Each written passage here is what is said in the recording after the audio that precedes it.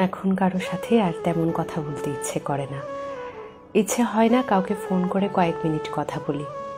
এমনকি কেউ কল করলেও কল ব্যাক করতে মনে থাকে না। মেসেজের রিপ্লাই করতেও ইচ্ছে করে না।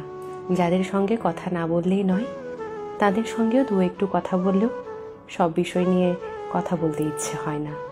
মন খারাপ, সমস্যা কোনোটাই কাউকে বলতে ভালো লাগে না। এসবের জন্যে আমি দুঃখিত। শুধু ভালো লাগে সারাদিন নিজের মতন থাকতে। ব্যস্ত থাকি বা না থাকি, তবু নিজের সঙ্গটাই মাত্রাতিরিক্ত প্রিয় হয়ে উঠেছে। যেই সঙ্গীহীনতায় একটা সময় আমার মন খারাপ হতো, মনে হতো আমিই যেন দুনিয়ার সবচেয়ে একলা অসহায় মানুষ। সেই খারাপ লাগা, সে একাকিত্ব আজ যেন সব থেকে বেশি প্রিয় হয়ে উঠেছে। এখন অমুক বন্ধু খোঁজ না নিলেও আর খারাপ লাগে না। কেউ ভুল বুঝলেও নিজেকে আর প্রমাণ করতে ভালো লাগে না।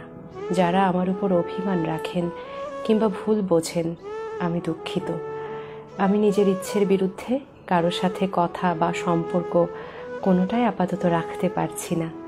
আর যারা উইথাউট কনভারসেশন আমাকে বোঝেন, আমাকে চেনেন, আমার মানসিক অবস্থা দু একটু কথা শুনে বুঝে ফেলেন, নিজেদের বাউন্ডারি এবং প্রাইভেসি দুটোই বোঝেন, আপনাদের প্রতি আমার কৃতজ্ঞতা।